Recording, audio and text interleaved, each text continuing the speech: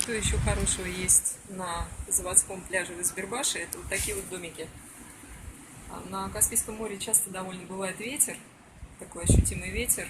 Смотрите прогноз погоды по Гисметео.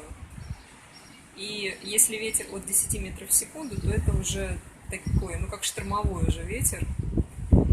То есть для сухопутного человека не страшно, а на море это будут волны, и около моря сильное такое ветрище, то есть, задувает голову. Поэтому я, например, у меня конституция вата, для тех, кто знает аюрведу.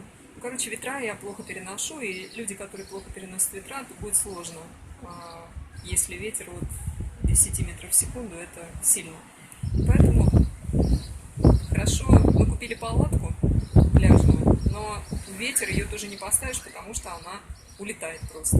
А вот такие вот домики, навесы из дерева, и здесь вот, например, в Избербаше они просто рейка, как доска. Я не строитель, поэтому точно не скажу, но сами видите. То есть такая речная доска, обит домик сверху, крыша жестяная, лежаки.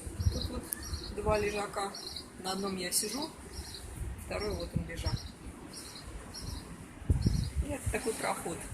И очень удобно, потому что ветер не задувает. Здесь можно спрятаться и хорошо находиться.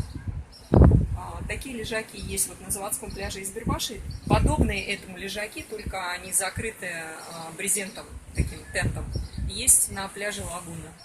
И вот такие места, поэтому они хороши в ветреное время, в ветреную погоду. На них удобно разместиться, и, соответственно, ветер не будет вам задувать. Короче, рекомендую вот это вот.